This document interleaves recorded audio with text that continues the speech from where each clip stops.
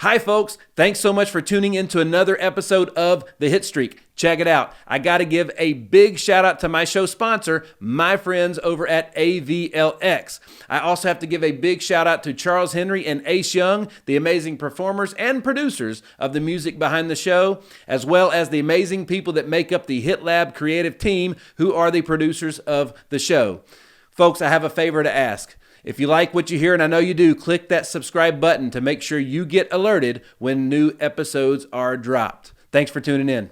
The real success stories told by the people who live them. We're going to have some guests on this show that everybody knows, and we're going to have guests on this show that nobody knows yet. One by one, Nick Hyder is adding hits to the hit streak. Blessings, folks. Welcome back to another episode of The Hit Streak. I'm your man, Nick Hyder, and today I've got an extra special treat for you. Joining me all the way from Fort Worth, Texas, in the booth with me today, I've got the co-founder and executive director of a government-elected not-for-profit called RU4Children. I've got Trey McAlister joining me on The Hit Streak today. Trey, thanks so much for hanging with me, bro. Hey, Nick, it's a great pleasure to be here. I'm looking forward to, I'm sorry we have to do this through the internet, but I'm super excited to be here with you. Well, man, this is pretty exciting for us because this is the first one that we've done, the first podcast we've done virtually. We were really excited to do it. We're actually going to start doing more. And it always is better when, obviously you can shake the person's hand and see them face to face is always better, right? However, this is pretty awesome. I got to say, this is a good experience so far. Well, we tried it once and it didn't work before I left, but it works great now and it was easy setup. And I'm like you, I wish I was there. I was telling my wife, maybe I just need to fly into Nashville and sit down in front of these guys. But it's a little bit busy of a time right now. So I get it. This will work perfectly and we'll make up the date. Absolutely. Well, I got to get you in here. Once you see the studio 2 minutes, really awesome. It's a good time, dude. It's a good time. So check it out. You mentioned a minute ago that we had tried to do this before, and then you just got back, right? So we're going to talk a lot about this today and what your mission with RU4Children. But you guys just got back doing something pretty incredible. You want to let everybody in on what that is? Well, I'm pretty involved in Ukraine and all that's going on in Ukraine. Starting 20 years ago when I worked in Ukraine initially. But I just got back because we were doing an evaluation on what all needs to be done, who we can connect with, and really assessing what the problems were that we could address. We're not an organization that has the flexible financials to solve all the problems of the world. We have to be very targeted. And because we have so many people on the ground there, we kind of let them fill in what we needed to do. Kind of that you get on the ground and you say, okay, what are the 3 greatest problems? They always give you 10. Mm-hmm. But, as they regurgitate those to us, we find out the best way we can help and where we can help. That's awesome. That's awesome. So obviously, if anybody's aware of anything that's happening in the world today, or even turns on, opens their phone and looks at any type of social or any news feed, they know that there's a whole lot going on over there in Ukraine, right? And this is a really special subject to me, just because of everything going on in the world and all the people that have been affected. Like you mentioned that you've been doing a lot of work in Ukraine for a long time, right? So like we only know about what's been happening in the last maybe a couple months. Yeah, it's I think it's pretty clear to everybody where Ukraine is now. I remember a long time ago telling people I was working in Ukraine and they had no clue even when I showed them on a map, because they actually didn't even know where Russia was. Mm-hmm. So, you could say, oh, it's next to Romania, it's next to Slovakia or Poland. And, the only people that ever knew were people who were from those surrounding, Baltic states. Right. But yeah, we've been there for about 20 years. Been working a lot with orphans. We initially went there, because we heard there was a problem, and my wife and I decided to go there and try to figure out how to solve the problem. So is that how you guys founded your not-for-profit, your charity, RU4Children? It is really. I came off of a trip going to Russia, and when I came off this trip, there was an organization that asked me to go and teach soccer clinics. Okay. And so I get back from that trip. I'm devastated by all that I saw and everything, and got back, didn't know what I was going to do, how I was going to help solve problems. But, it was one of those trips where you come off and you're like, okay, it's time to change my life. It's time to change everything. Oh. What can I sell? What can I get rid of? How can I get back? Oh, how lucky are you that you feel like not everybody gets that feeling or they recognize it when it happens? Well, the downside of it was I was 32. 31 or 32. So it took me a little while to get going, but 20 something years later, I'm 53 now. So 20 something years later, it feels like yesterday. I mean, when I look back and, I did a little writing out of some things before I came on your show, and I was just sitting there thinking, I was like, man, like each of these little points that I wrote down, I could go on for an hour. Yeah. And that's just the top, That's right. So it's a pretty unique place to be in. And unfortunately, this is all happening and has been happening. I think Russia initially invaded in 2014. Oh, wow. Okay. 2013, 2014. Right. To get back to your question, but it's really been going on since then. Not many people have been paying attention. I think they initially paid attention in 2014. And then we went through some unique presidential experiences over the past couple of years that have taken more news than they need to. But, sure.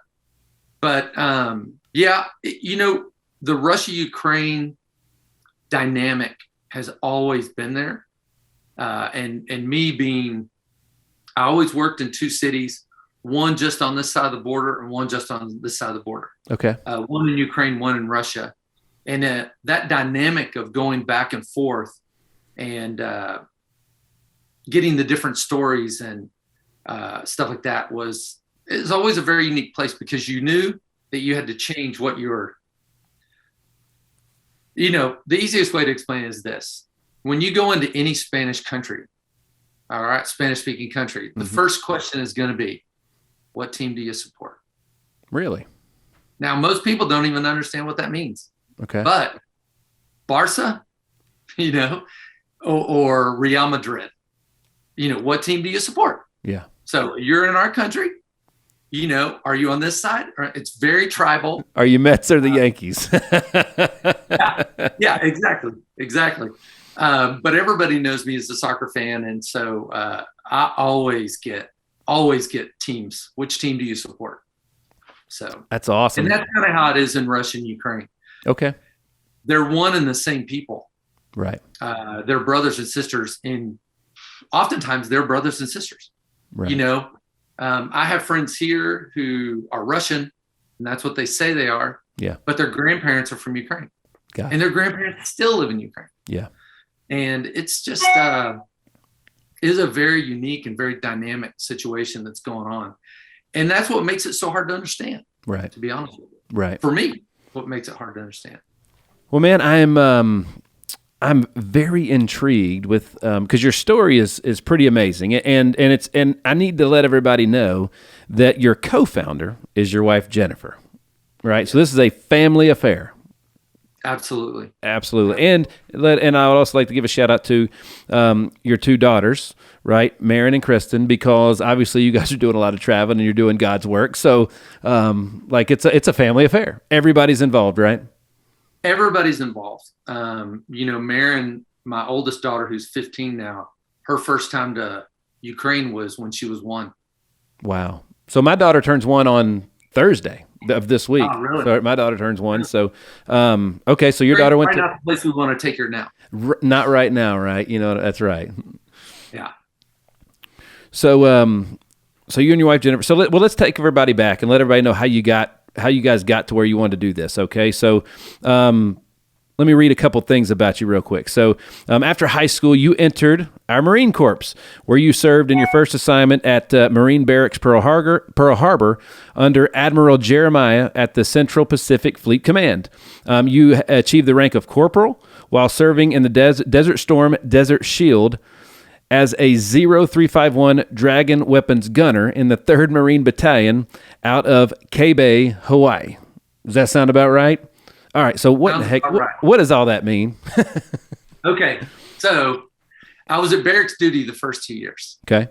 Is that normal? I don't know. I don't speak the language. Well, all of us are grunts. All of us can fight in war. And that's how they train the Marine Corps. It's not how they train all the other services, but right. Everybody goes through as a rifleman.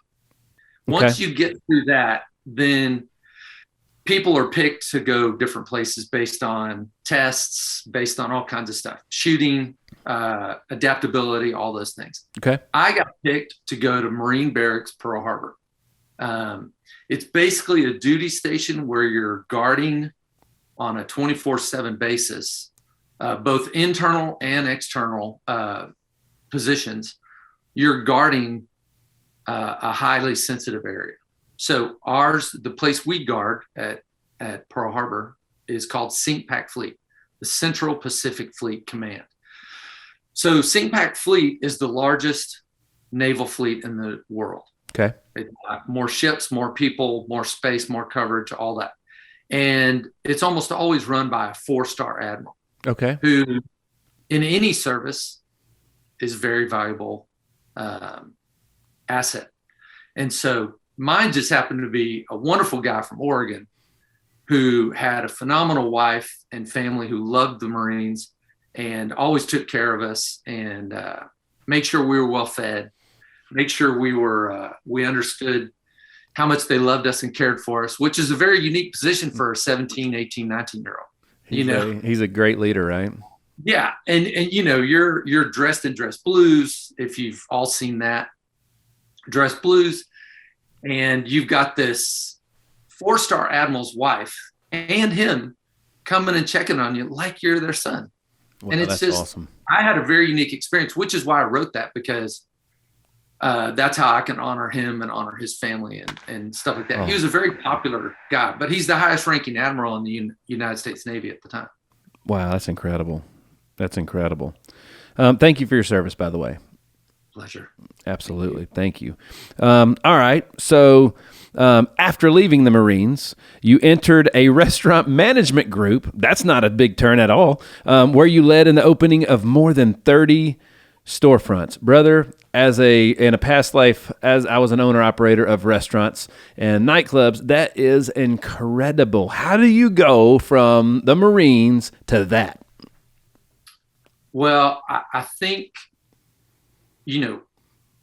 what the Marines got me to and taught me was I graduated boot camp as a Lance Corporal, so an E3, which is extremely uncommon. Most of us get out and we're a PFC, an E1. I got out as an E3. So as soon as I got to barracks duty, at the time, that was a 4-year station, not a 2-year station from when I went in. So the people who were there had been there for 4 years. Okay. And half of them were still PFCs and privates. Some were Lance Corporals, but that rank didn't go over very well.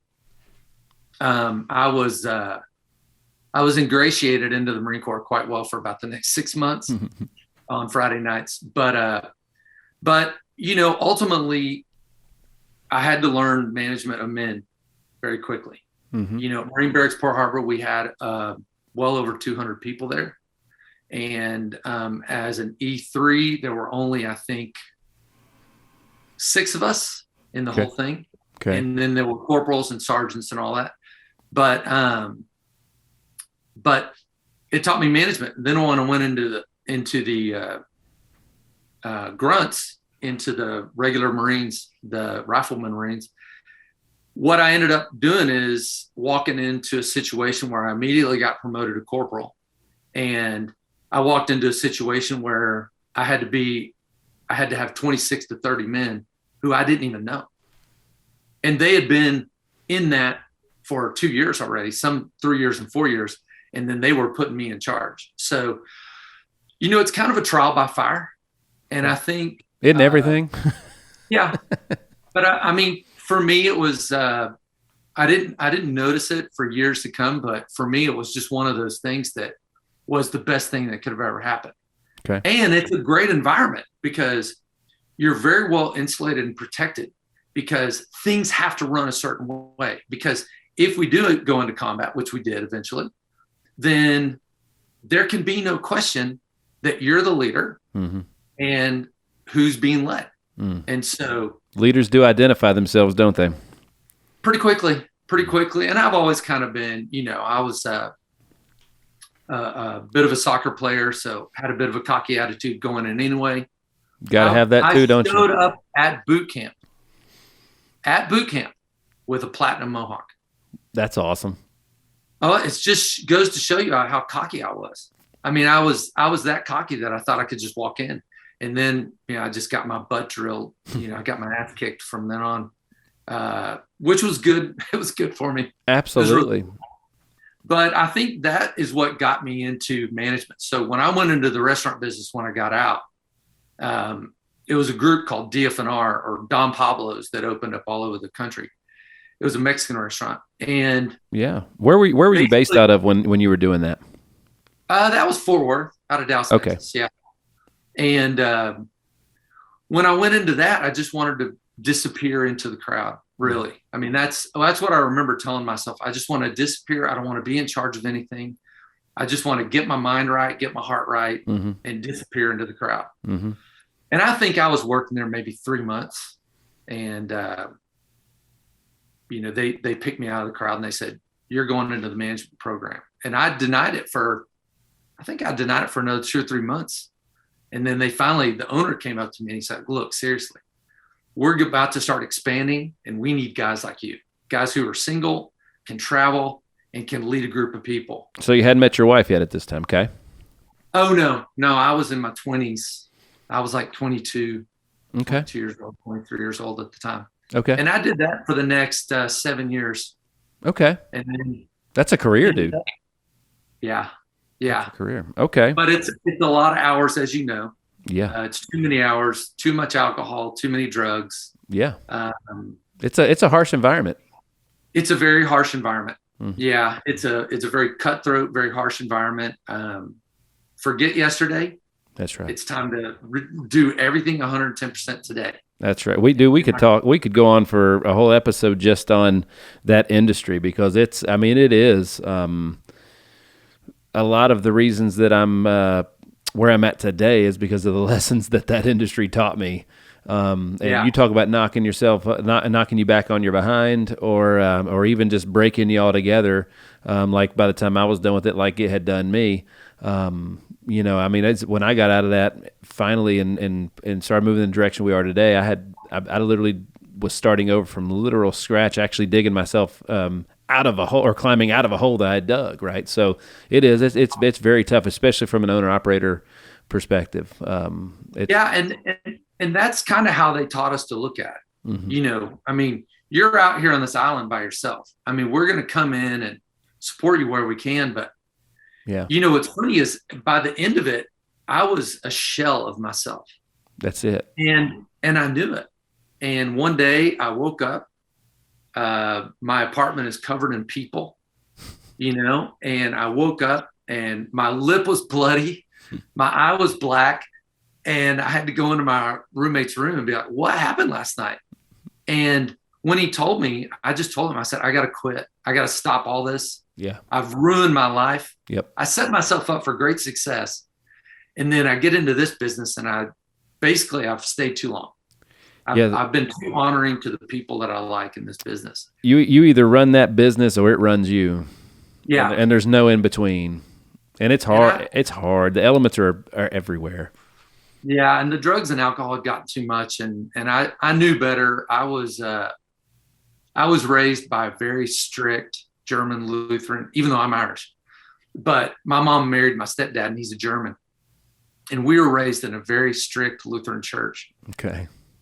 The good thing about it is that you learn right and wrong. That's the good thing. Right. That stays with you forever through catechism and all that. It stays with you. You understand the difference in right and wrong. Excuse me. But I think the beautiful part I saw in it is it kind of haunts you to the point to where every time you do something you know you're not supposed to do. Yes. You get to look in the mirror one morning with your black eye and your bloody lip, and you're like, okay, I got to rethink this whole thing. Yeah. This is not, at 17, I signed up for the Marine Corps without my parents knowing. Wow. My mom had a migraine. I said, Mom, sign this. Oh. And she had no idea till the day before I left, which was December 13th, 1987. And her first question was, but it's right before Christmas. And I was like, yeah. So I may as well miss, and my birthday. I may as well miss everything. If I'm going to dedicate myself, let's just go full steam. And you'll see that throughout this story. Awesome. You'll see kind of how I kind of cut things off and just start anew. So, well, let's. So after all that, you accepted Christ. Says here you moved back to Texas to seek out God's plan for your life, and in the spring of 2000, okay, you were asked to teach soccer at an orphan summer camp in Russia, which is north of Moscow, right? And a week later, you would meet the woman that became the co-founder of your not-for-profit and your wife, right? Jennifer. Yeah. Awesome. Well, there's a couple months in there in between that, but right on. What happened is I went on these trips, and I tell people not to do this all the time, but I went on these trips.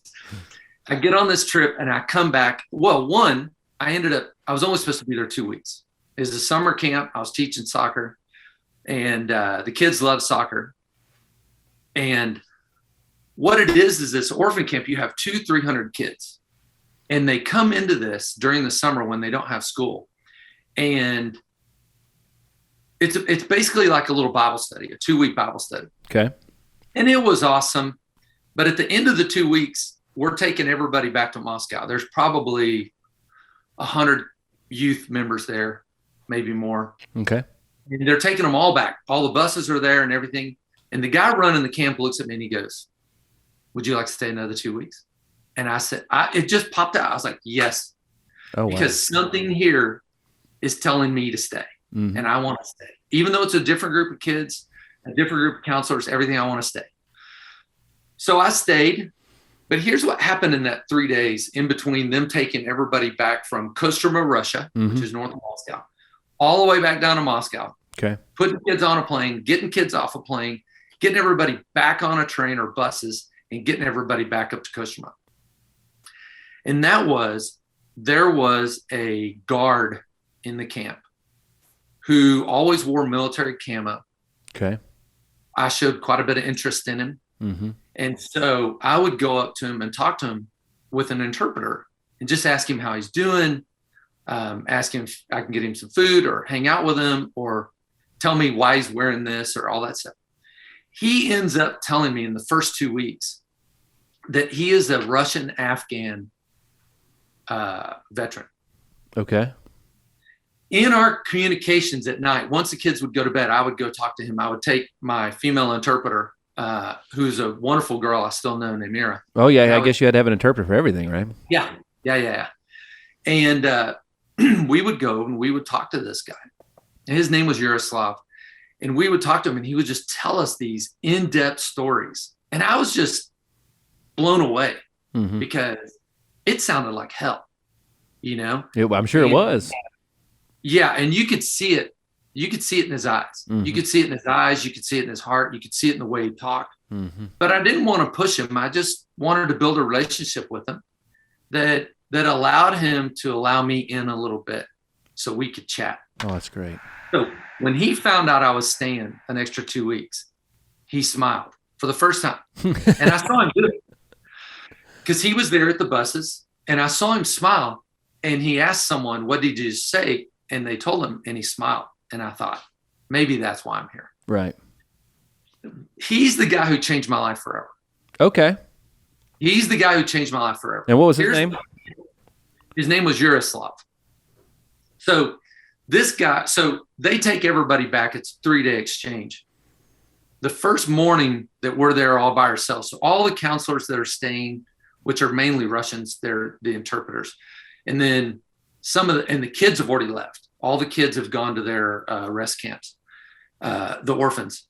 But all the youth from the United States have gone back to Moscow.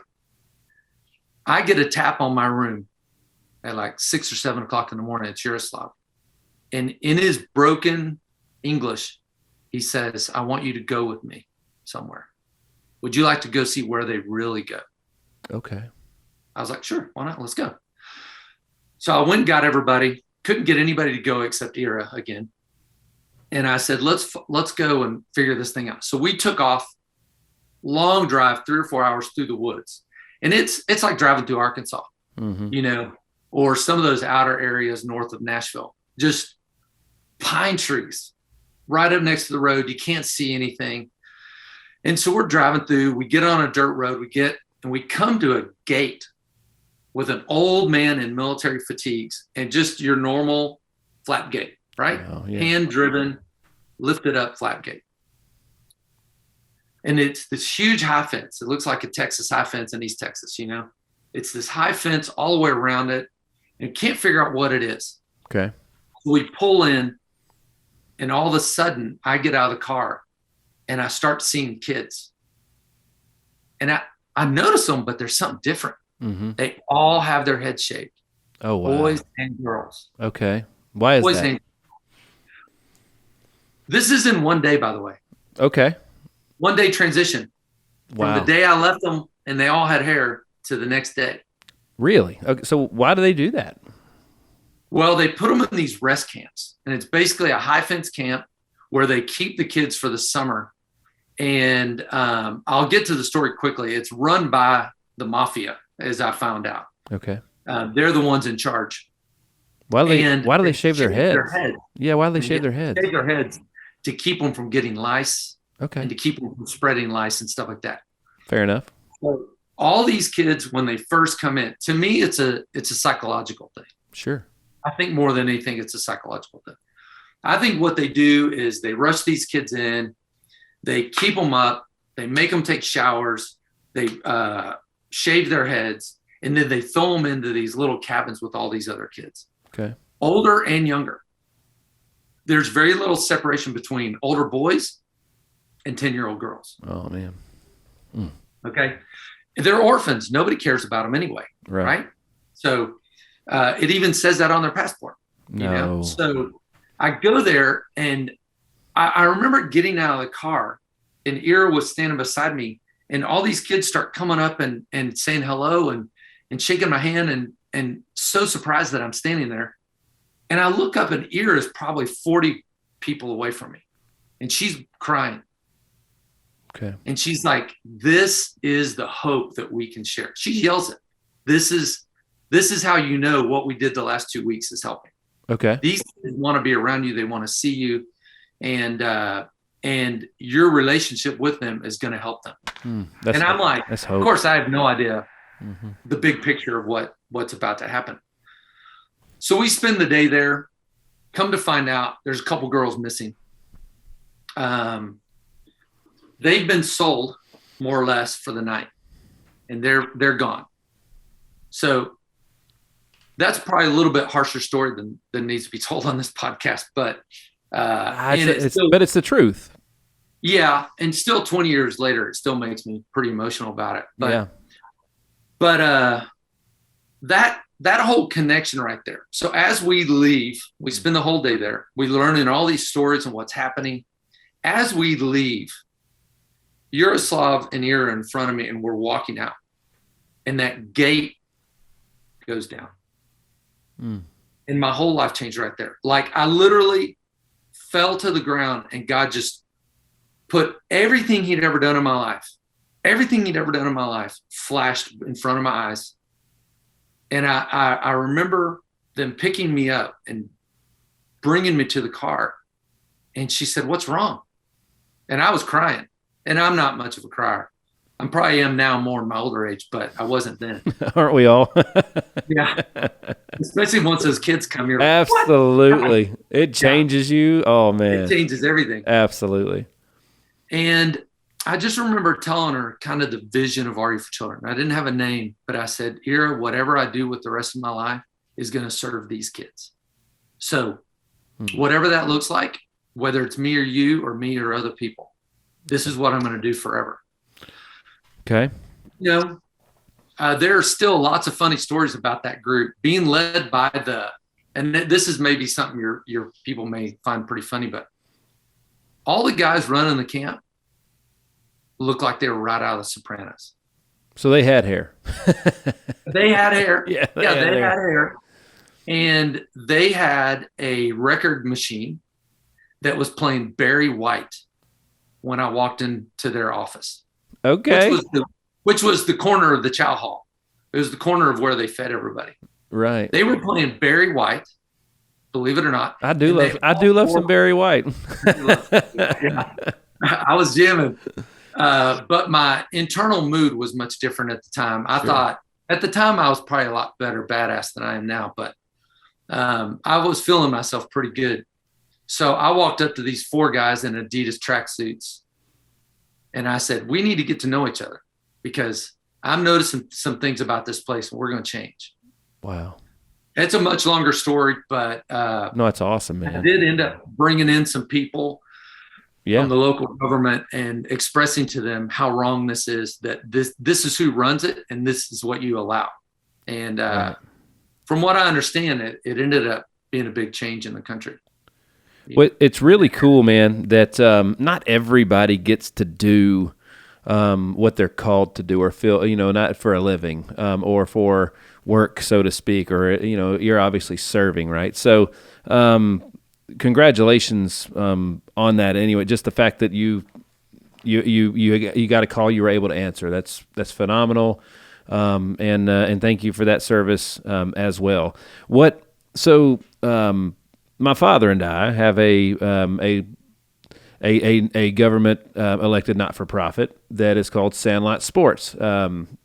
And it obviously is it's a baseball a baseball thing, and it does we have a mission and a service and all those things. But like where I'm going with this is that first of all, to form a nonprofit, there's a lot of paperwork and you have to get approved to do so, right? So it's honestly it might be harder than starting a business to get elected as a nonprofit, right? So obviously we tell a lot of great stories on here, and we have a lot of great business minds and thinkers that come here, and so let's talk a little bit about that, what you learned along the way. So you obviously probably used your business background in the restaurant industry to help make all this happen, right? Because you had to get funded.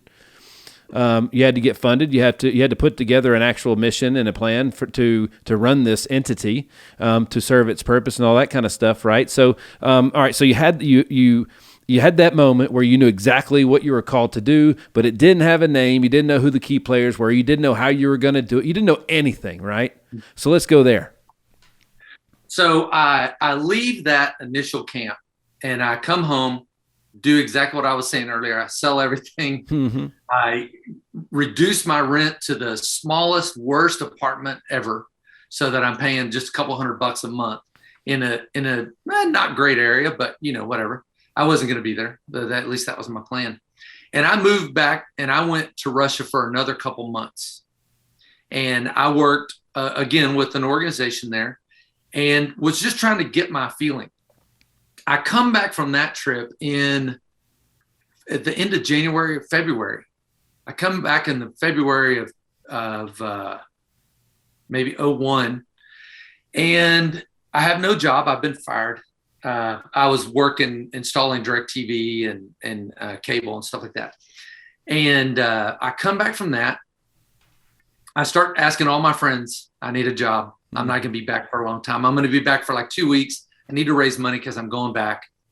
And on the 6th day back, I meet a girl. And I was delivering pizzas because one of my buddies was allowing me to deliver pizzas for him at night. Okay. Yeah. I was delivering pizzas at night. I was installing cable in the morning, DirecTV in the evening, and delivering pizzas at night. The American dream. Yeah, 7 days a week. I was 30-something years old. I had a plan to make as much money as possible, cash, and go back. And I think I had like an idea that for $10,000 I could live for a year in Russia. So was that true? Was that accurate? How close were you? Well, I never got to do it, but it was fairly accurate because I was just going to suffer through it. Okay, that's important. That's important. It wasn't Russia, where I was going to live, is way out in the country. Okay, and so it didn't cost anything to live. Apartments were, you could get a decent apartment for under 150 a month or less, $80 a month. I think I paid $80 for my first apartment there. And what year was this again?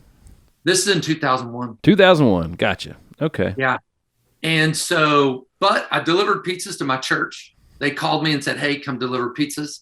So I did. And this beautiful little 5'3", all smiles, little girl opened the door, and she just looked at me, and I was like, and I as clear as I'm talking to you, I heard God say, this is your wife. Wow.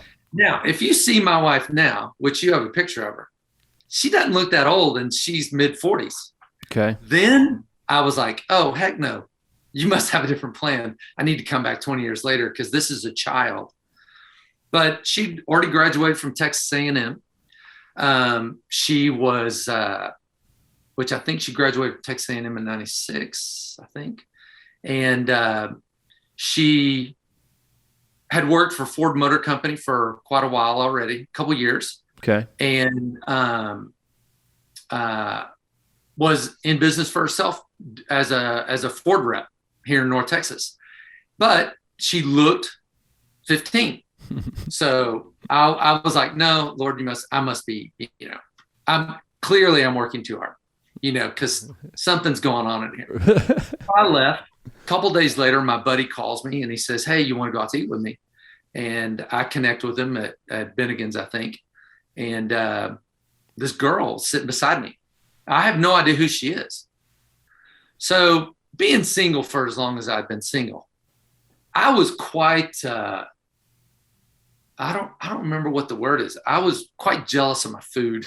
I'd been basically a single child, even though I had a bunch of brothers and sisters, but I'd been a single person for a long time. And I rather enjoyed what I ate, what I had, and I bought it because I wanted to eat it. I wasn't much into sharing. At the end of the meal, she kind of long spooned with her teaspoon, my brownie. Oh. And I just remember my hand going over and going to grab her and God saying, have grace. Oh. I didn't realize it was the same girl. That's how little I cared about anybody else, about what I was going to be doing and my buddy Chris and moving forward. And I had to eat. And at that point, I was like, oh, it's happening again. Needless to say, we sat and talked in the parking lot for about 4 hours that night about what we needed to do. And I told her this story about what I'd been through the past couple months.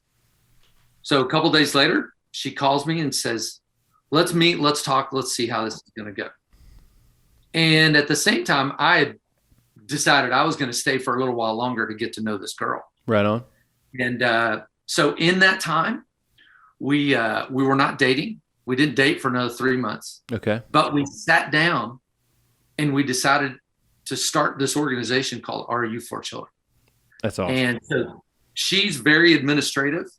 So, and I tend to talk a lot. So how I express my views and opinions is through my words. And so I just started going off on what I thought we could do. And that's how we designed RU4Children. And we've updated it since then. I think we're more, it's a more relatable term in the fact that we're an organization that is trying to address poverty-related issues surrounding women and children. So we want to look at the full scale. When we go somewhere, what does it all look like? Right. What's the problem? Everywhere you go is going to be a different problem. That's right. But what can we do when we land on the ground? What's the basis? We want to help women and children. We want to inspire them. We want to relate to them. We want to figure out how we can best help because we have a duty. You were going back and saying this a minute ago. What's the difference between a business and a nonprofit? Mm-hmm. It's the accountability. Wow, that's profound, bro. There's definitely accountability in business. Sure. But most entrepreneurs, if you ask them, they feel they're out there on their own. True. I mean, I'm on my own. This is me. I'm doing this. I'm the one in charge. I'm the one. It's my vision, yada, yada, yada. Right. And in a way, that's how we have to be. Right. And I get that. I'm not opposed to it.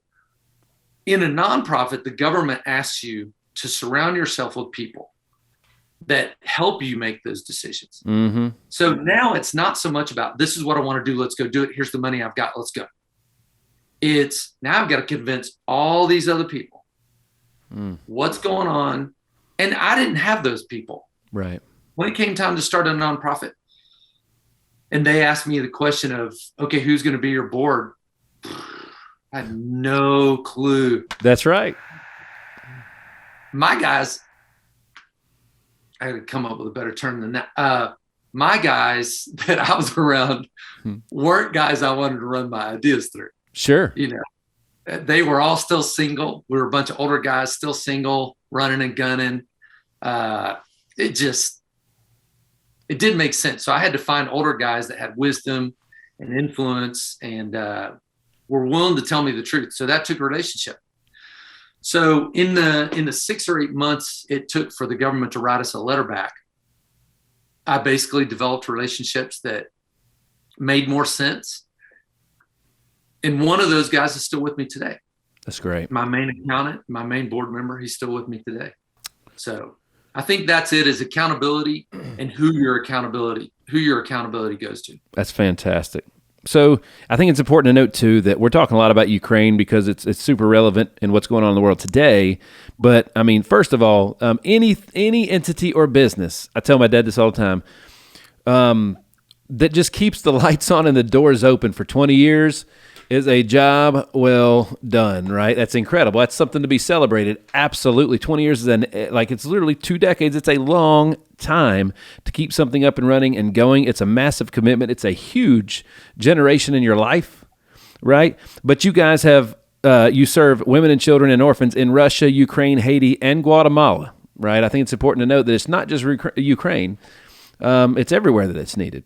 Yeah, we've done a lot. I mean, luckily I've had people around me who, when they felt and when I knew my time in Ukraine and my initial time in Ukraine and Russia was over, that I was going to need to move on and go and start flexing my muscle a little bit somewhere else. Mm-hmm.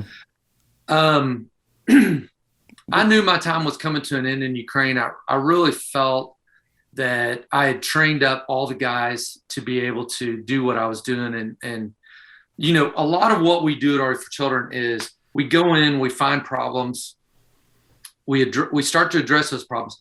We bring in locals, we train locals, and then we turn it over. Mm-hmm. Okay, so we'll start a nonprofit for them. Right.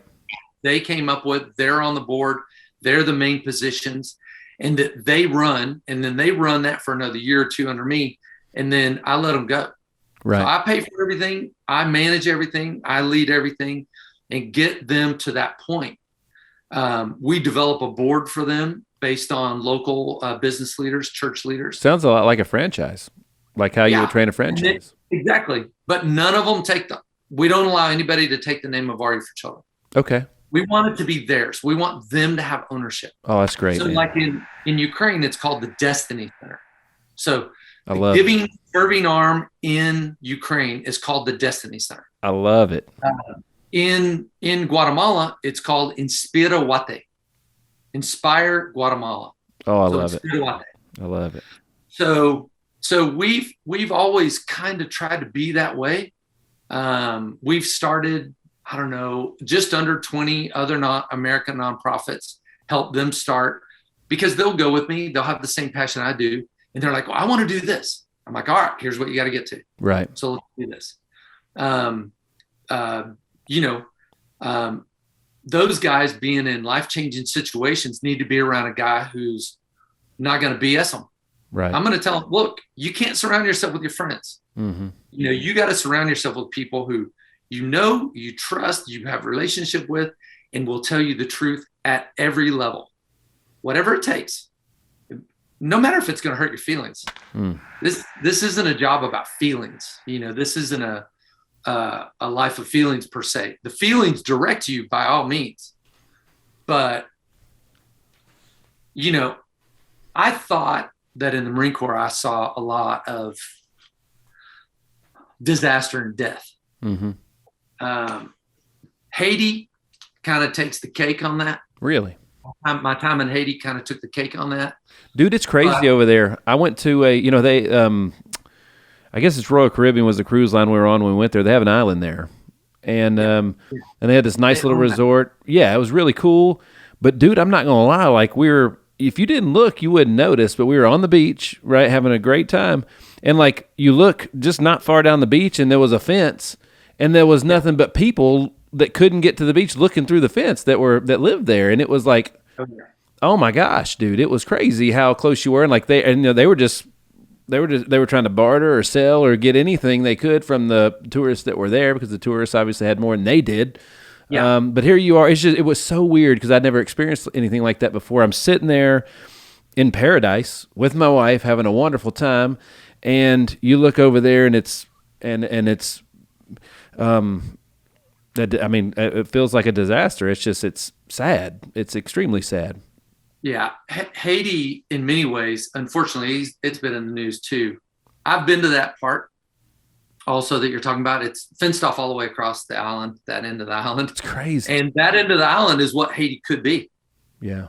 It's paradise, man. It's so gorgeous. The waters, the fishing, everything in there is just killer. Mm-hmm. And with all the pollution coming out of Port-au-Prince, it's still beautiful. Yeah. But Haiti itself, let's see, I landed 4 days after the earthquake. Okay. And drove in, bought a couple cars in Dominican, got a couple students from the university in Dominican that were Haitian. Had no idea where I was going and I had a lot of money in my pocket. I feel like you just described the way every James Bond movie started. Yeah, it was quite a trip. So I was given a lot of money to go over there and help. I was called and told, and this is what's funny. This is kind of the progression of, I had just left Ukraine. I was doing some stuff in Kenya and other parts of Africa and helping some orphan kids there. Starting a nonprofit here through a friend that was going to go there and work, still works there today. And Haiti happened, and I was on vacation with my family in Colorado. And a guy named Mark Jobe called me from my church at Gateway and said, "Hey, there's been a big earthquake that hit Haiti. Mm-hmm. I feel that you're the kind of guy who should go and figure this out. I don't think that we have anybody on our staff who has the qualifications that you do to see what we think is going to be on the ground." Right. And of course I was like, okay, I don't know where Haiti is, but yeah, let's go. And so I left vacation early, flew home, went to the local camping store and packed all my stuff because he said, there's no buildings, there's no nothing. We don't have a contact there that we can communicate with. So you're just going to have to find everything. You're going to have to discover everything. So I ship off to Dominican Republic, Santo Domingo. I buy a couple cars. I fill them full of rice, beans, and gas and people. And everybody's asking me, where are we going to go? And I said, let's just head toward Port-au-Prince. Mm-hmm. And they said, yeah, but the borders are closed. And I said, we can figure that out. So I went to a local design shop. It's like they take cars and they put signs on them and stuff like that in Dominican. And I said, hey, I need some Red Cross symbols made. And I need 6 of them. Mm-hmm. And they said, oh, okay. Are you part of the Red Cross? I said, sure. So they made these Red Cross stickers. And I slapped them on the sides of these Ford Explorers that we bought in Dominican. We just slapped Red Cross stickers on the side. And as we get to the border, we realize it's like a 15-mile line to get in. It's got semi-trucks, everything. And I just went to all the cars and I said, look, I'm the only American there. I said, and I'd done some study on the plane and realized that they weren't just letting anybody in. And so I said, act like we know what we're doing. Yeah. You're with me. We're part of the Red Cross. You don't stop unless I stop. That's cool. And so they were scared to death, but I motivated them to be excited and turn that into excitement. So we took off around that sucker. We burned all the way down that line. Mm-hmm. We get to the checkpoint of the Dominican checkpoint and the Haitian checkpoint, which were right next to each other. Guns, everything you could imagine. Yep. And I just saw those too. Hung myself out the window, pointed at this, and was screaming, Red Cross, Red Cross, Red Cross. And they just went like this. That's awesome. Just like that. And we all three went through. So we get where there's no communication in Haiti at the time. We get through there. I have my phone on for some reason. And we get in there and my phone rings. And it's some guy in North Carolina. I need to remember his name because I was writing the story down the other day and I need to remember his name, and I've got it in my contacts. But a guy from North Carolina called me and said, Trey, you don't know who I am, but you need to look for a guy named Gerald Bataille. Okay. Pastor Gerald Bataille. I said, okay. So we get to one of those signs you see in the Bahamas. Yep. That it's just this large post with wood fingers going like this. Yeah. It said Bataille Circle. Okay. And I said, that's where we're going. Cool. We pulled in. There's people everywhere. Everybody's covered in this white dust. People look like zombies. No one knows what's going on. It looks like Armageddon. And I said, get out and find out who this Charles Bataille guy is. So they did. We went up there. We find this church. It wasn't too far from Bataille Circle. We walk in and they wouldn't let anybody in. They wouldn't let the Haitians in. They would only let me in. Okay. And they let me in and they said they's in the back of the church. It's a huge church. I walk around to the back and this old 5'6" gray-haired Haitian walks around the corner. He's got this super deep, gravelly voice. And he just looks at me and he goes, you are the white man God told me would show up today. That's and he awesome. goes, I'm here. You're here to work with me and I'm here to work with you. How about that? And, it was an amazing time, but, the stuff we had to do there, from running hospitals to burning bodies to pulling out dead bodies from rubble to chopping off kids' arms to everything. Wow. It was horrendous. Sure. I can't imagine. And I did 36 trips in a year and a half.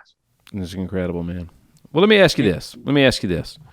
So you obviously answered a calling, right? This is something you felt called to do. Your heart was open. Your eyes were open. Everything was, a lot of things had to happen for you for that to work. Now, there's a lot of folks out there that are called to start a business deep down inside. They're called to start a business. They're called to do something similar to what you're doing. They're called to help people. They're called to provide hope, whatever it may be, a service for their community, a solution to problems. And most people don't, because of fear of losing what little they have. And the people that make the differences in the world, they solve a lot of problems, and they let go of whatever safety net they had. They went all in. They didn't just tap their toes in the water. They cannonballed and made a big old splash. Just all in. They took it all in, right? And it's one of the hardest things to do. I guess where I'm going with this is, how did you, you have to believe on a certain level that, dude, this is it. There is nothing else. This is what I'm here for. None of that other stuff matters. I'm here. God's in control. Together we're going to do this. This is where I got to go. What's something that you would, because obviously you've did it, right? I'm self-employed. I did it. I'm surrounded by amazing people that have done it, and people that have done it have inspired me. What would you give those folks that are sitting there and they're teetering on it? They're like, oh, they every time they go to church, they do this or do that. They're like, man, I could help those people. And then they go home and they're like, well, I'll just do this instead. Like, how did you jump off that ledge, man? What made you do it? Well, the average nonprofit only lasts 3 years. And they raise, I haven't looked this stat up in a long time, so it could have changed. But the last time I looked it up, the average nonprofit lasts 3 years and it only raises $24,000. Okay. Okay. Which ain't even somebody's salary. Yeah. No. Yeah. So my thing when people come to me to talk about business or to talk about nonprofit work and stuff like that is, one, you have to go all in. There it is. That's it. Two, you have to believe that you're in the right in what you're doing. Mm-hmm. And three, why would you want to not take the opportunity or take the chance and look back on life and go, I didn't do what I was supposed to do. I didn't do what I was truly called to do. I have friends who have great visions for their life. They're pursuing it. They meet a girl. They put we're going to get married and wait 2 or 3 years. And then 10, 15, 20 years down the road, they still regret not taking a bigger chance because now they have kids, responsibilities, bills, house payments, car payments, all that stuff. Yeah. And my thing is go for it. That's because it. I am not the kind of person who wants to have, look. Well, when you play it safe, that's what you get. You get safe. I regret nothing. There you go. I did everything. Someone gave me that book the other day, a tablet, but I did everything I ever wanted to do before I got married anyway. Yeah. All the things I'm doing now, I had no idea they were out there for me. Yeah. And I'm still pushing. There you go. I'm still pushing as much as I can. And I always try to encourage people, take the chance now. Well, I don't care if you're 60 years old. Don't die with regrets. You nailed it. You said you got to go all in, but you can only go all in on something that you believe in 100% with your whole heart. So you got to believe.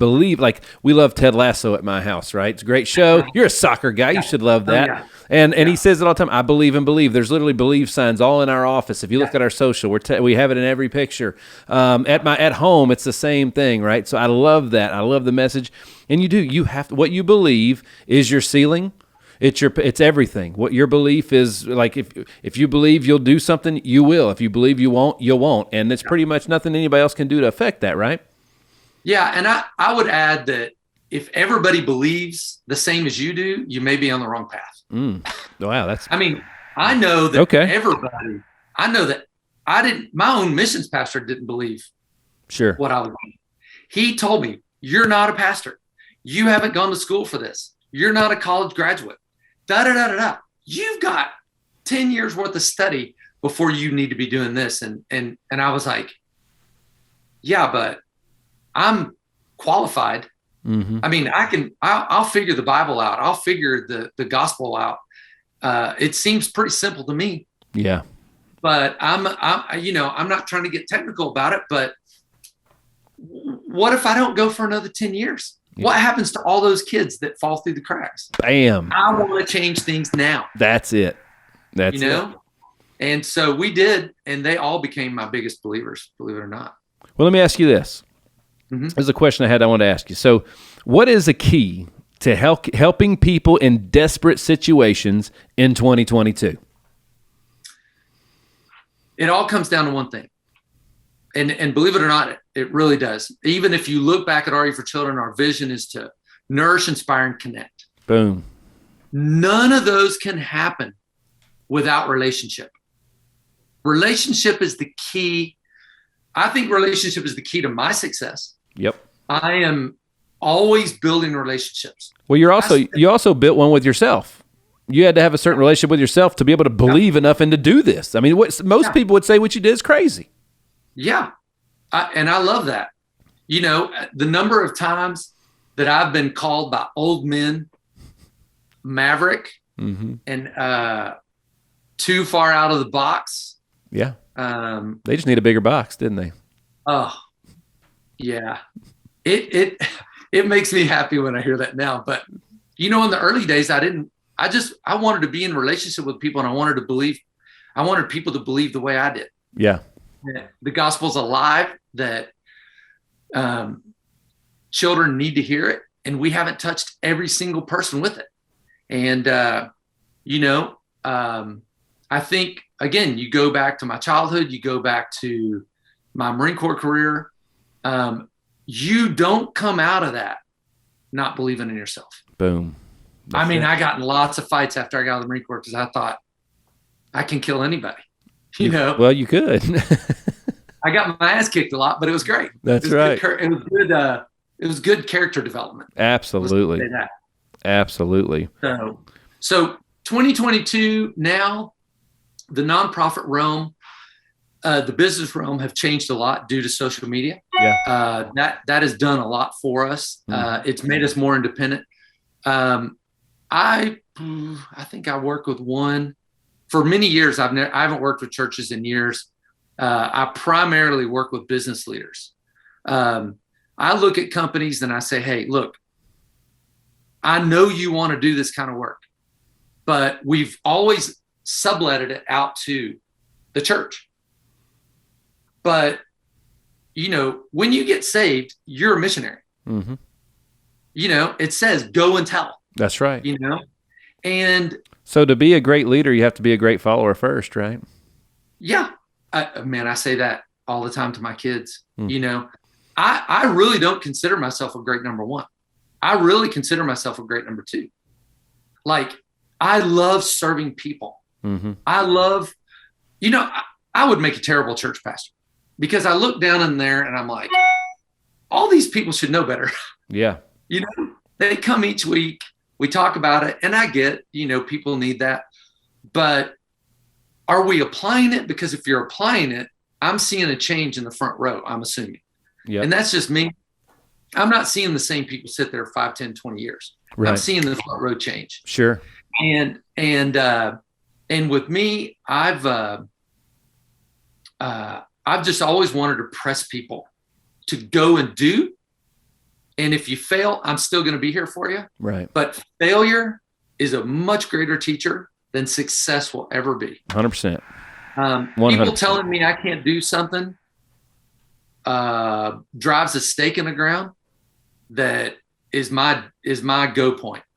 There's two places that God put the greatest things in life: on the other side of failure and on the other side of fear. Yeah. That's where it is. Yeah. And I tell my girls that same thing. Yeah. I tell them that same thing. And then I address the end of that with, we do things for the right reason, at the right time, in the right place. There you go. So if you are not, one of the things I tell people, I was just telling someone today, because everybody's worried about my next trip that's coming to be and all that. And I was telling them, there's an element of danger in every single thing I do. And I don't say that. I didn't say it for a long time because I think people think I'm a little too self-promoting. What you and I were talking about earlier is that just the badass idea that. But that's why it's working though, is because you do that. That's the difference. It takes a certain kind of person. Yes. I realize that I'm 1% of 1% of 1%. Absolutely. I realize that we all know missions guys. Yep. Listen, I love the guy who sits in Guatemala or sits in Kenya or sits in Nairobi or, some other country that sits there for 20 years and, does his thing. It's all needed. It's like short-term mission trips. Yep. Although I don't do them anymore, I get that there's a need to inject that viewpoint into a kid's life at an early stage. That's right. But the guys, as I explained to a store owner here one time, I said, it's an outdoor store. I said, you got all these guys, these pictures hanging on the wall of these guys in these fancy, expensive shorts with these cute little shoes on climbing rocks. Mm-hmm. And you're holding them up as heroes. Yeah. Or somebody in a Patagonia coat, that because they're wearing all the stuff you sell in your store, we're basically putting this 8x10 picture of them as what we should look like or what we should be. Right. What you should have on your walls is people who are missionaries, who are wearing Patagonia, because we all wear the same stuff. We're all very technically developed. We all like the technical stuff. We don't want to pack. Most of the places I go, I only pack a backpack. I'm not carrying a suitcase. I pack a backpack. Right. That backpack has layers, a light coat, a hat, all the things I need, 2 pair of underwear, whatever I need. It has it all in it, but it's all super technical. Yeah. So that I don't have to carry so much. And, that really changed that business leader's life, because she was like, I am going to start promoting you more than I'm promoting them. Yeah. And people really need to see themselves as or see their opportunity as a once in a lifetime opportunity. God is going to continue his plan with or without you. Let me ask you this. We can go forward, Yes, sir. So obviously there's a lot of mixed emotions on the coverage of what's happening around the world, on if your source is giving you all the facts or not, right? And without getting into all that stuff, dude, you were just there. You have nothing to gain from giving it to us straight, right? So, you just got back. You literally just got back you were in Poland, right? Yeah, I've been back a week. Been back a week. So you just got back. What'd you learn while you were there? And it says here that I've got here that you have women and children fleeing. Meanwhile, you have young men staying to serve and fight, right? So, I don't know, man. Tell us a little bit about the experience, about when you were there, because it was dangerous, and it was just getting there. The travel alone and everything else is an adventure, I'm sure.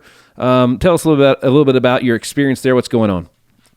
So the point of my trip was to, I could have done this a month and a half ago when we knew it was coming.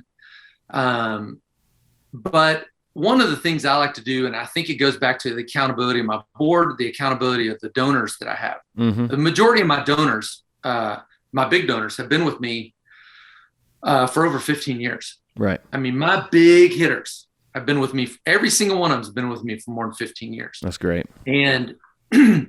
And that's hard for a nonprofit, but it goes back to that. One of the things that I've kind of made a name for is I'm not going to jump at every opportunity to raise money. I'm going to jump, and I'm going to be very wise in where I go, when I go, and that what we do is going to make a substantial difference. There's a saying I have: I'm not going to help your kids to lose mine. My family is my first ministry, and I devote a ton of time picking up the kids, dropping off the kids, every game, everything. But when I go on a trip, it's because I feel we're finally at a point where people know enough on the ground that I can go there and I can figure everything I need out in 5, 6, 7 days. And then I can leave, I can come back, build the plan, build the finances, build the donor base, vision, mission, and go. Cool. So I've never raised money on emotion. Right. When it comes to that, obviously there's emotion built in to when you see kids' faces or smiles or right. Whatever, or, in this situation, a lot of dead bodies, but, and destruction and death. But, so we went there, we built a plan. I have about 60 young women that were orphans of mine in Ukraine, right, 20 years ago, that are now 30 years old. They have kids, they have a husband, they have a boyfriend, they have dads and all that, or they have brothers oftentimes. And they're all staying in a hostel and in apartments that I'm renting for them. Yeah. So really the Ukraine thing is on two fronts. And that's kind of how I'm addressing it right now, because I'm keeping those two visions separate because they are separate. In Poland, Germany, Romania, Slovakia, and all those areas where we have people that are staying. I have a young lady in California who's been a volunteer for me for over 10 years, who moved to California, and she is controlling everything on the girls' side. So She speaks Ukrainian, obviously. So we're bringing all these girls over, their kids, any family member they might have, any sister, brother, friend, babushka, whatever. We're bringing them over and we're providing everything for them. Then we're motivating them to get their PESEL number, which is like a social security number, get a job, occupy the mind, occupy the mind, occupy your time, take care of their kids. We're bringing in the local church. So there's churches over there called the Zoe Church group. We've got them in. We've got the A21 group out of Hillsong involved. And basically, we're getting them help for their trauma. Okay. Because what I did learn through working with them when I was over there, it's much deeper trauma than I thought. Okay. It's really, it's not a problem you solve in a couple days. This is something that's going to be years. That kind of leads right to my next question is basically like, what's the plan moving forward? Well, with the boys, that's where we're really turning. So we've really kind of got the girls under wraps. We know what happens when they come over. I've got 4 girls going to England in the next couple of weeks because we found people in England that wanted to accept and receive these women, refugee women, and their children. They're willing to pay for everything. They're willing to take care of everything. And it's been a tremendous blessing. So as we have girls coming across the border, we're churning over our girls in our apartments and stuff. So they're going to different places like Germany and England and the Americas, Canada also. So with my boys, that's really where we're turning, is that how do we help them? So this week I'm buying a couple big vans, Sprinter vans, which I'm going to need to raise money for because we just decided we're going to do it because that's the need that hits the most. Yeah. And so what I did when I was in Poland and Ukraine is I found all the big nonprofits that needed all of us tiny nonprofits to be the distributors of all the stuff they're bringing into the country. That's smart. So I worked to deal with them that we would run into the war-torn areas of Kharkiv and Kyiv. So Kiev just got liberated this week, which is great. That's fantastic. But Kharkiv is about to get hammered. Okay. And Kharkiv is a beautiful city. And so all my orphanages were from the Kharkiv Oblast, the Kharkiv region. And so all my boys, I say in there in that little quote, is that they're either serving or they're fighting. Okay. So we have guys on the front line and they're telling us we have no food. We're in tennis shoes. We don't even have pants. We're wearing jeans. We don't have a lot of military equipment. We don't have flak jackets, helmets, knee pads, torches, head flashlights. We don't have night sights. We don't have anything. We're just digging trenches and hoping for the best. And we don't have food supplies. Most of the guys that I talked to had already lost 10, 20 pounds. Okay. And it's just what we can fill that hole. Sure. All right. We can fill that hole. My boys, they're men. I just call my boys. I love them. My men are willing and currently spending their own money and money I'm giving them and some other people are giving them to go buy supplies in Western Ukraine, drive it all the way back in 17 to 24 hours and give it to little enclaves of elderly people that got left by their families in the rush, decided to stay because they knew nothing else. Or we're working with some churches that stayed that are finding all these people that don't have food and are dying of starvation. Okay. So we're serving them. And then in the meanwhile, all of our boys and young men and husbands that are fighting, we are getting into them and making sure they have enough rations to keep the fight going while raising money for the equipment and stuff we need. So incredible. We're in the process of buying new cars, getting shops that'll work on our cars and vehicles. And I'm going over there in a week or two, and we're going to run all those routes with the boys. So we're running to the front line. I'm running to the front line with the boys to get a little bit better return on our investment and what we're doing and really keep them safer. Because if you know something about young men in a bad situation, they tend to risk sometimes a little too much. I was that guy too. Sure. I've had plenty of bullets shot at me in missions and in war. And so I'm just one of those guys who, one, I want to show them that I'm just not a faceplate. They know me. They know me well. And they're not surprised that I'm the one guy who wants to come and run with them. Mm-hmm. But I'm going to go run with them into those areas, into Kharkiv. And we're going to go see every one of our guys, and we're going to tell them how much we love them. And we're going to secure in them that we're going to be back. So, as a nonprofit, I don't know too many people who do this. And I'm not trying to toot my own horn, but toot it. Toot it. Your guys, your people that you talk to, one of the exciting parts about coming on to your podcast, because honestly, I was, when my friend Jim told me about it, I was kind of freaked out about it because I listened to a couple of your podcasts and I couldn't figure out how I fit in. And it's the story, baby. The story and the service. Yeah. Jim settled me down and kind of talked me through it. And, the thing is I primarily utilize business leaders as my funders. Yep.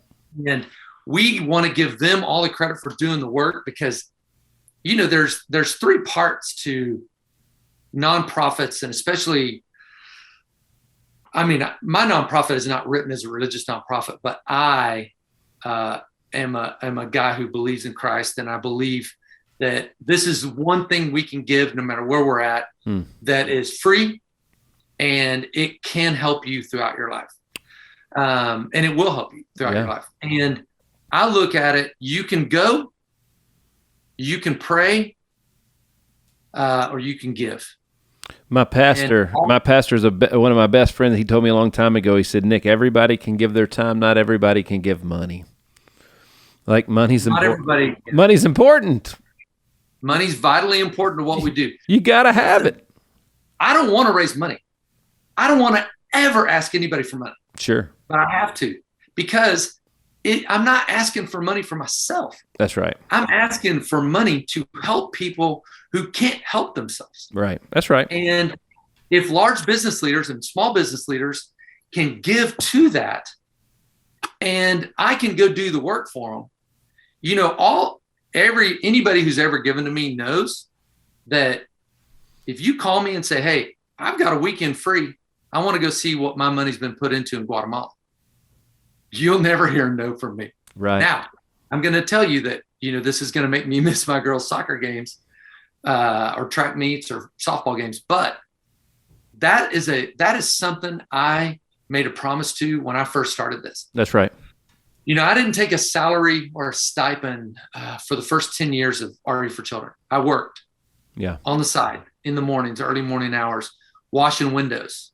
I worked with a guy who let me come on and wash windows. It's awesome. Because I wanted to develop character. Yep. I never wanted anybody to ever have to look at us and say, well, I'm just not sure you have the character I'm looking for. Now, I get that not everybody's going to like my disposition or how I do things. But, I'm going to give it a good try, good old college try, and, get in there and make things happen. So you mentioned asking for money, giving, all that kind of stuff. I'm going to ask for you. So folks that want to help you out and give, right? Where can they go do that? They can go to our website, which is www.ru4children.org. And that's R the letter, U the letter, 4 the number, children.org. And they can connect with you on social media on all the at the same. I'm sorry about that. Our social medias are Facebook and Instagram, and you just have to look up RU4Children. R the letter, U the letter, 4 the number, children. Yep. And they'll be able to find it and all the details of this episode too as well. It'll be located in there, right? Oh, absolutely. Which is fantastic. But they might be listening and just want to type it in right now. They might look at their wife on the side of the car as they're listening to this and be like, "Honey, type this in your browser real quick, and let's make a difference." Yeah, as your producer Fiona found out, she would email me and then she'd have to text me. I am a huge texter, And I work a lot through Instagram, even through my Trey McAlister Instagram. Yep. I do a lot through that, and people will see me connected through that. It's just an easier way, and no matter where you're at in the world, you can get those. That's good. I get so much junk on my email that I can't stay with my email. Well, final thoughts for everybody listening to. First of all, dude, thank you for your service in our amazing armed forces. Thank you for your service, for what you're doing now. A true definition of what a servant leader is and looks like. It's absolutely incredible. When Jim told me about your story, and told me what you were doing, it was like, oh my gosh, we got to get him on immediately, as fast as we can, because we got to get this out there. So, news is news. There's and you hear a lot of bad news. You hear a lot of bad news when you look at news, but there's good news too, and they got to give both sides, and you're doing that. You're giving it to them. You're providing the good news, man. So it's absolutely incredible. Thank you so much for what it is that you're doing. Is there anything else, any final thoughts you'd like to leave for everybody with what's in the future, anything like that? Well, I guess what I would leave you with is this. There's still 80,000 people being shelled every day just in the Kharkiv Central. Mm-hmm.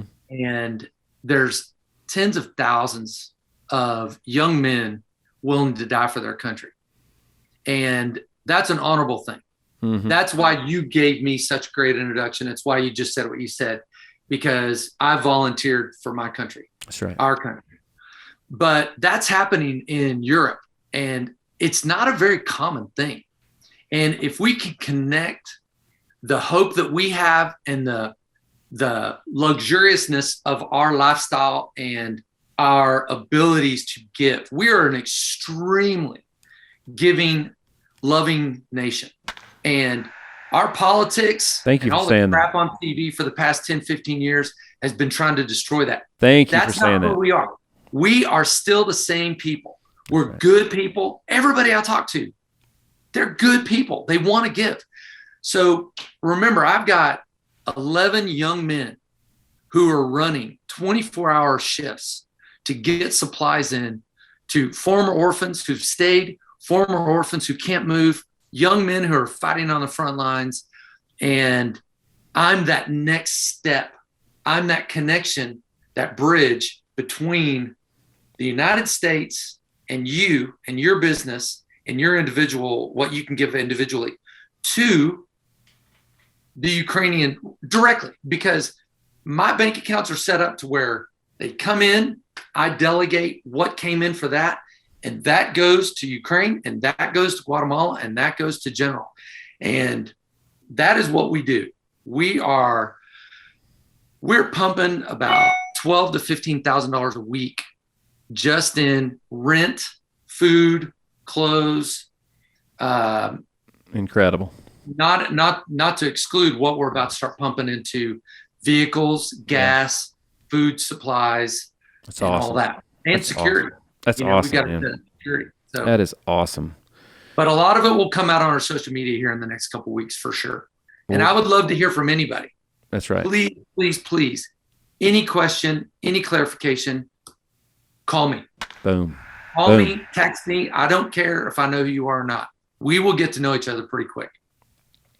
Well, folks, if you have any questions or want to learn more, obviously, as you mentioned before, Trey McAlister on all forms of social media. Also, RU4Children on all social platforms, and RU4Children.org. Check it out. Trey McAlister, a Christian man, a husband, a father, a veteran, an all-around badass and visionary, doing some amazing things all across the world, man. It's a crazy, inspiring story, and it's just getting started, baby. You know what I'm saying? You're still writing it. It's absolutely incredible. Trey, I can't thank you enough for hanging with me today, bro.